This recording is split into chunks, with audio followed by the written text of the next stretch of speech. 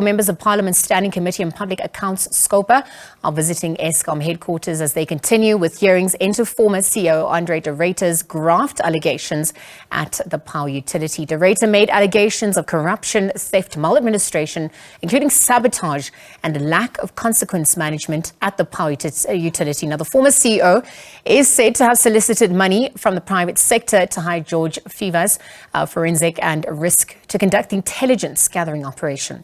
SABC economics reporter Katlego Legodi is at the Eskom headquarters and joins us now live.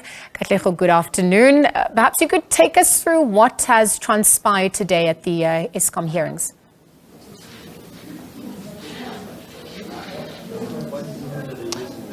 A very good afternoon to you, Liesl, and to our viewers at home. A very busy morning, I must say, going into the afternoon for the SCOPA team that is on the ground as we speak right now. We're coming to you live from the Eskom headquarters, Megawatt Park. This is where we've seen two officials, executive officials from Eskom take to the hot seat to try and just explain in terms of answering questions from members of parliament that have gathered here today. They're trying to ascertain, you're right, Liesl, in terms of those allegations that were made by Andre de Ruyter. One, it was during that media interview that, sit down that he had. And also there was that book that he released after that. And we saw him just being released from Eskom due to some of these frictions that existed over time. But we have SCOPA here. They're trying to get to the bottom of what happened here.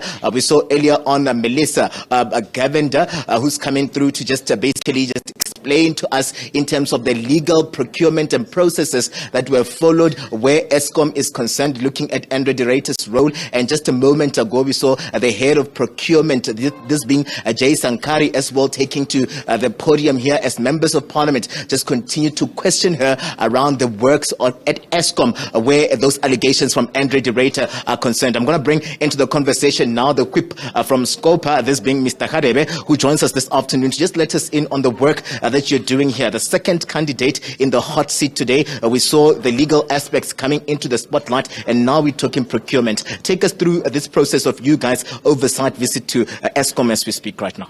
Yeah, good afternoon. We've started the process yesterday. We visited Tutuka Power Station. Today it's our second day. We'll be here until the 23rd. So basically, we're following on the allegation made by Mr. Andre de Ruyter and the allegations of corruption to get to understand the issues and the depth into which these allegations are taking place and what are the measures in place to address some of the issues. So we have heard from the head of legal. We are now busy interacting and interviewing the head of procurement to take us through to what has been the steps taken thus far, what are the actions and who are the people that have been held responsible.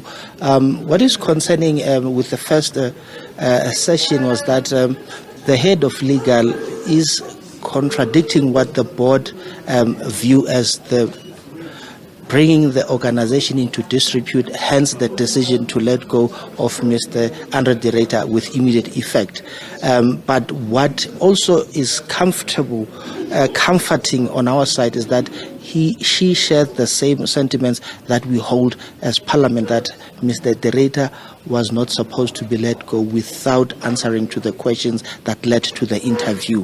Whether or not that has brought the organization into disrepute, it's something else, but Mr. de Ruyter was not supposed to be let go before he could explain and unpack and point the board and Eskom towards the right direction into those that are responsible for the allegation of defrauding the state. Yeah, I mean, coming from the first session, coming out of that was the fact that there was no handover process even, performed here, and there's still at the center of this, that intelligence report that will still need to ensure that at least those issues coming out of that report are ventilated, and there's verification of some of those allegations brought to by Mr. de Ruyter. Looking at that intelligence report and the testimony of the legal, head of legal here at Eskom, are you satisfied that at least there's something that the board and the executive are doing about that report? Because as we stand right now, they revealed that they don't even have the report. They've not seen the report to date. Yeah, it's concerning that as things stand, thus far they don't have the report. But there is an undertaking that the report will be finished to Eskom. They've made that undertaking As to why it's taking this long, we don't know. It's something that we're going to pursue. But the report ultimately will be furnished to Eskom. We know that SIU is in possession of the report, which is one comfortable and comforting aspect in terms of progress in relation to the allegations and getting to the bottom of the issues. As soon as the report has been brought to the attention of Eskom, they'll be able to unpack, study the report, and give us the sense of what will they be doing in terms of getting to the bottom of those allegations, the content, and how the report was commissioned, how much was paid, who paid what, all the role players. That will be unpacked as soon as Eskom get hold of the report and they're in a position to study it and have a well thought view. Right now we are not in a position to be able to determine what will be the direction taken by Eskom because they don't have the report at their disposal as things stand.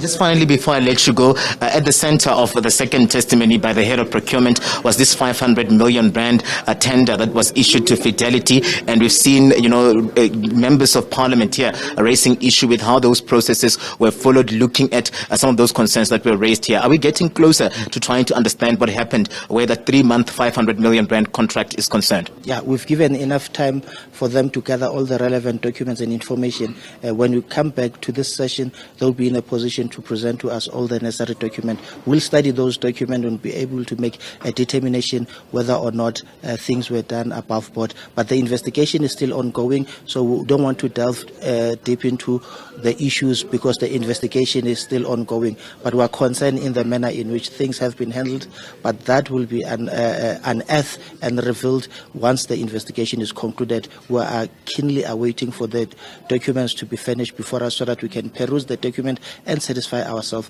whether or not due process was followed. But for now, let us allow the due process to unfold so that we are able to get to the bottom of the issues. Thank you. Mr. Becky Hadebe, thank you very much, sir, for your time.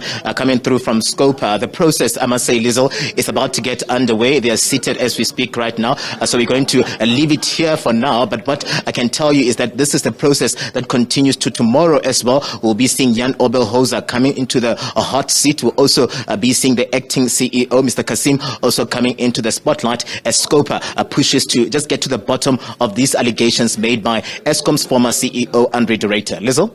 Thank you very much, Katlego, for that update. We'll continue to monitor developments perhaps as the days unfold.